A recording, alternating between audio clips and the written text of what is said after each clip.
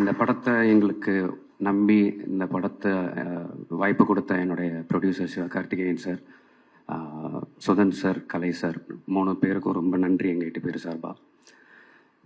இது சிவகார்த்திகேயன் சார் அப்படிங்கிற ஒரே ஒரு ஆள் என்னை நம்பின அந்த ஒரு நம்பிக்கையில் ஆரம்பித்த படம் தான் இது. ஏன்னா இந்த படம் கிட்டத்தட்ட நிறைய சாபங்களை தாண்டி கடைசியாக ஒரு இதுக்கு மேலே ஒரு வரம் கிடைக்குமான்ற அளவுக்கு ஒரு இடத்துக்கு வந்து சேர்ந்துருச்சு எங்களுக்கு. இந்த படத்தில் எனக்கு ரொம்ப முக்கியமாக நன்றி சொல்ல வேண்டியது இந்த ப்ரொடக்ஷன் டீம். கார்த்திக் ஐயா, ராகுல் ஐயா, திவாகரன், இவங்க 3 பேரும் எங்களுடைய இபி ப்ரொடக்ஷன் கண்ட்ரோலர்ஸ். நான் நிறைய நேரம் யோசித்தேன், நான் ஏடியா வேலை பார்த்த எல்லா படங்கள்லையுமே அந்த கிரியேட்டிவ் டைரக்ஷன் டீமும் ப்ரொடக்ஷன் டீமும் சேர்ற இடத்துல ஒரு சின்ன ஒரு கோல்டு ஒரு எப்போவுமே இருக்கும். அது பணமும் கிரியேட்டிவும் சேர்ற இடத்துல அப்படி ஒரு இருக்கும் எப்போவுமே. ஆனால் இந்த படத்தில் அப்படி ஒரு தடவை கூட எங்களுக்குள்ள எந்த விதமான பிரச்சனையுமே வரல. அது ஏன்னு நான் ரொம்ப யோசிச்சப்போ நான் அப்சர்வ் பண்ணது ஒன்று தான்.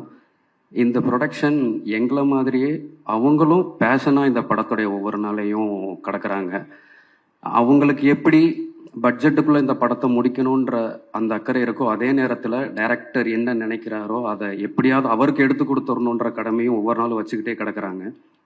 ஸோ அதனால தான் மேபி எஸ்கே ப்ரொடக்ஷன்ஸ்லேருந்து வர்ற எல்லா படங்களும் இப்படி வருதோ என்னன்னு எனக்கு தோணுச்சு. ஸோ இந்த ப்ரொடக்ஷனில் வேலை பார்த்த ராகுல் சார், கார்த்திக் சார், திவாகரன் 3 பேருக்கு ரொம்ப நன்றி.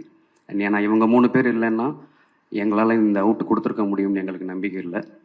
அதுக்கப்புறம் என்னுடைய கோ ப்ரொடியூசர் கலை சார் வந்து சீன் பேப்பர் ஷெட்யூலோட ஸ்பாட்டில் உட்காந்துருக்கு நான் பார்த்த ஒரே ப்ரொடியூசர் அவர் தான்.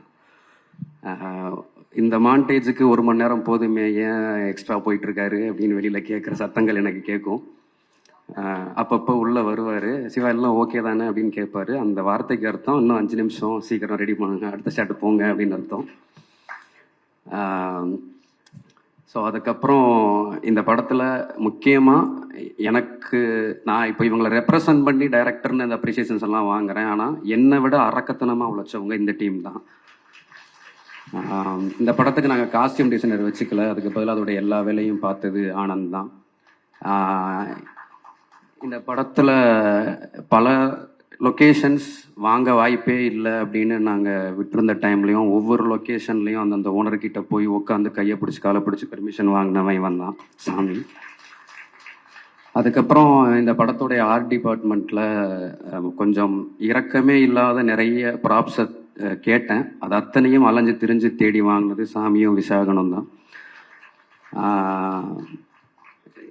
இந்த 7 பசங்க ரொம்ப அரக்கத்தனமாக இருந்தாங்கன்னா இவங்களுக்கு நடுவில் இவங்களுக்கு ஈக்குவலாக உழைச்ச ஒரே ஒரு பொண்ணு அவ ப்ரூஸ்னியா. இந்த படத்தில் இந்த படத்துடைய காஸ்டியூம் அவ தான் பார்த்தா. இந்த படத்துடைய வில்லேஜுக்குள்ளே நாங்கள் எப்போ வேணால் எங்கே வேணால் ஷாட் வைப்போன்றதுனால செட்டு வண்டி, கேரவன், யூனிட் எதையுமே உள்ளே கொண்டு வரல, எல்லாமே 1 கிலோமீட்டர் தள்ளி இருந்துச்சு. ஸோ இத்தனை ஆர்டிஸ்ட்டுக்கு ஒரு பொண்ணாக காஸ்டியூம் வண்டிக்கும் கேரவனுக்கும் அலைஞ்சிக்கிட்டே இருப்பாவ.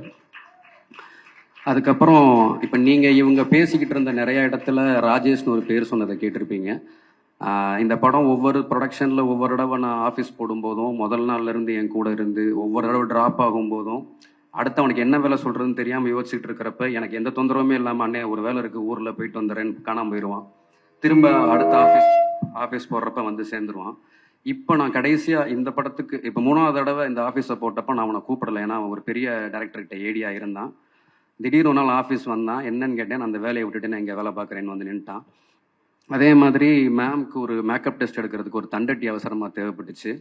ஊரில் இருக்கிற யாராவது ஒரு லேடி கிட்ட, ஒரு பாட்டி கிட்ட தண்டட்டி வாங்கிட்டு வந்துடுறான்னு சொன்னேன். அவனும் வாங்கிட்டு வந்துட்டான். டெஸ்ட் எடுத்துட்டோம். அப்புறம் தான் எனக்கு தெரிஞ்சிச்சு அந்த தண்டட்டியை வந்து கொடுக்கணும்னா அதுக்கு பதிலாக ஒரு 3 மடங்கு அதிகமான தங்கத்தை அடகா கொடுத்து வாங்கிட்டு போங்கன்னு சொல்லியிருக்காங்க. அதை அவன் என்கிட்ட சொல்லலை, அவங்க அம்மாவோட தாலிச்சு நான் கழட்டி போய் வச்சு வாங்கிட்டு வந்துட்டான்.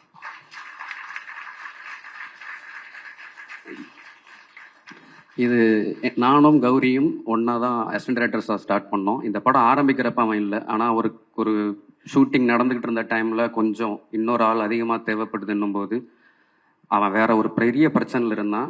காலைல கிளம்பி வர முடிய மாட்டான்னு வந்தான். மொத்த படமும் முடிச்சு கொடுத்து இப்போ வரைக்கும் என் கூட தான் நிற்கிறான் அவன். அதே மாதிரி இவன் விக்னேஷ் இந்த படத்துடைய டப்பிங்கை லாக் பண்ணி கொடுத்துட்டு நிவாஸ் சார் கிட்ட சாங்ஸை வாங்கி கொடுத்துட்டு பிஜிஎம் லாக் பண்ணதுக்கப்புறம் இந்த படத்துடைய போஸ்ட்டில் என்ன வேலை நடந்துச்சு எனக்கு எதுவுமே தெரியாது. ஆனால் அத்தனையும் ஒரே ஆளாக ராத்திரி பகலாக பார்த்தவன் வந்தான். இவன் ஆதி.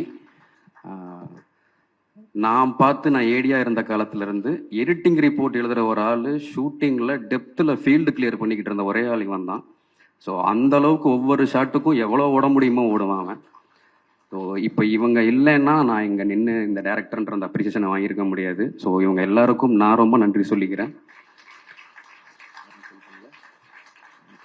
ஸோ அதுக்கப்புறம் இங்கே இந்த படத்தில் வேலை பார்த்த எல்லா டெக்னீஷியன்ஸ்க்கும் என்னுடைய நன்றி எப்போவுமே இருக்குது. அண்ட் அவங்களுடைய அசிஸ்டன்ஸ் எல்லாம் இந்த படத்துக்கு வேலை பார்த்ததுங்கிறது ஒரு பெரிய உழைப்பு கொடுத்தாங்க. அவங்க எல்லாருக்கும் ரொம்ப நன்றி.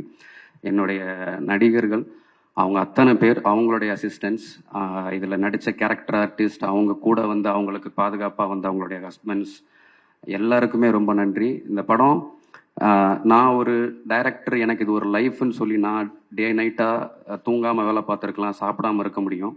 ஆனால் எங்களுடைய அந்த கனவுக்காக நாங்கள் அதை சரியாக எடுத்துடணுன்றதுக்காக இந்த படத்தில் வேலை பார்த்த யூனிட், க்ரூ, ப்ரொடக்ஷனில் வேலை பார்த்தவங்க நான் அத்தனை பேரும் ராத்திரி பகலாக உழைச்சாங்க அந்த 38 நாள். அதனால தான் எங்களால் அந்த அவுட்டை கொடுக்க முடிஞ்சது. ஸோ அவங்க எல்லாருக்குமே பெரிய நன்றி சொல்லிக்கிறேன். ப்ரெஸ் அண்ட் மீடியா இந்த படத்தை கொண்டு போய் நீங்கள் சேர்த்ததுனால மட்டும்தான் இது எங்களுக்கு இந்த ஒரு ரெஸ்பான்ஸ் ஆடியன்ஸ் கிட்ட இருந்து கிடைச்சிது. அதனால் உங்களுக்கு ஒரு பெரிய நன்றி. கடைசியாக என்னுடைய குடும்பத்துக்கு ரொம்ப நன்றி. ஏன்னா அவங்களுடைய ஒரு பெரிய கனவை உடச்சு நான் என்னுடைய கனவுக்காக சினிமாவுக்கு வந்தேன். ஆனால் 36 வருஷமாக நான் ஏதோ ஒன்று செஞ்சிருவேன்னு என்னை தாங்கியிருக்காங்க. என்னுடைய அம்மா, அப்பா, என்னுடைய அண்ணங்க, அவங்க ஃபேமிலி எல்லாருக்கும் ரொம்ப நன்றி. அண்ட் ஒரு 8 மாத கர்ப்பிணியாக என் ஒய்ஃபை அவங்க அம்மா வீட்டில் விட்டுட்டு நான் தாய் கிழவி ப்ரீ ப்ரொடக்ஷனுக்கு கிளம்பி வந்தேன். என் குழந்தைக்கு இப்போ 1.25 வயசாச்சு. நான் அதை ஒரு 10 தடவை தான் போய் பார்த்துருப்பேன். 2 குழந்தைகளையும் தனியாக பார்த்துக்கிட்டு என்ன என் வேலையை பார்க்க விட்றேன் என் ஒய்ஃபுக்கு ரொம்ப நன்றி.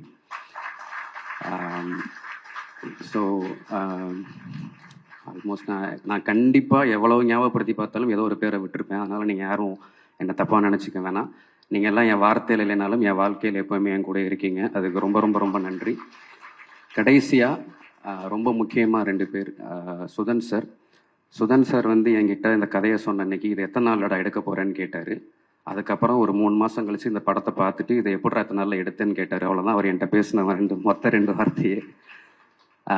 அவருக்கு ரொம்ப நன்றி. கடைசியாக என்னுடைய ப்ரொடியூசர், என்னுடைய ஹீரோ சிவகார்த்திகேயன் சார். ஒரு டைரக்டர் வந்து அவருடைய ப்ரிவ்யூ ஷோஸில் வந்து ஆடியன்ஸ் ரெஸ்பான்ஸ் பார்க்க படிக்கட்டிலேயே நின்றுக்கிட்டு பார்ப்பாங்க. நானும் பார்த்துருக்கேன். ஐடியா இருக்கிறப்போ நானும் அப்படி தான் நின்னேன். இந்த படம் எத்தனை ப்ரிவ்யூ ஷோஸ் போடப்பட்டுச்சோ அத்தனை ப்ரிவ்யூலையும் என் பக்கத்தில் ஸ்டெப்ஸ்லேயே நின்று தான் அவரும் ஆடியன்ஸ் ரெஸ்பான்ஸை பார்த்துக்கிட்டே இருந்தார். பல நேரம் யோசிப்பேன், அவருடைய பொசிஷனில் ஒரு ஹீரோ, அவர் ஒரு ஸ்டார், அவர் இதை ஏன் பண்ணுறாருன்னு பார்க்கும்போது அவருக்கு ஒன்று தான், ஆடியன்ஸ் தான் என்ஜாய் பண்ண மாதிரி என்ஜாய் பண்ணுறாங்களா, அது ஒன்று மட்டும்தான் அவருடைய கவனத்தில் இருந்துகிட்டே இருந்துச்சு. சொல்லுவார், இப்போ கிளாப்ஸ் அப்படின்னுவார், கிளாப்ஸ் வரும், இப்போ விசில்னுவார், விசில் வரும். So thank you sir. நீங்கள் எங்களுக்கு என்ன பண்ணியிருக்கீங்கன்னா, என்னுடைய எடிட்டர் சொன்னார் விரும்மாண்டி பார்த்துட்டு தான் சினிமாவுக்கு வந்தேன்னு. உங்களுக்கு தெரியும், நானும் அப்படி தான் வந்தேன், வினீஷும் அப்படி தான் வந்தார். நீங்கள் எங்களுக்கு என்ன பண்ணியிருக்கீங்கன்னா, கமல் சாரை எங்கேயோ இருந்து பார்த்துக்கிட்டு இருந்த எல்லாரையும் கமல் சார் ஆஃபீஸில் உட்காந்து வேலை பார்க்க வச்சுட்டு இருக்கீங்க. Thank you sir. எல்லாருக்கும் நன்றி. தேங்க்யூ. சொல்லிருந்தீங்க, அதுக்கு ஒரு சாம்பிள்னு நாங்கள் தாய்க்கிழவி எடுத்துக்கிறோம். ஸோ சேயோனுக்கு ஒரு தரத்தை என்னென்ன அப்டேட்ஸ்லாம் வருது, என்னென்ன விஷயங்கள் நடக்க போகுது அப்படின்றத பார்க்கறதுக்காக ஆர்வமாக வெயிட் பண்ணுறோம். வாழ்த்துக்கள், ரொம்ப பெரிய வாழ்த்துக்கள், மிகப்பெரிய வெற்றிக்கு மிகப்பெரிய வாழ்த்துக்கள். தேங்க்யூ.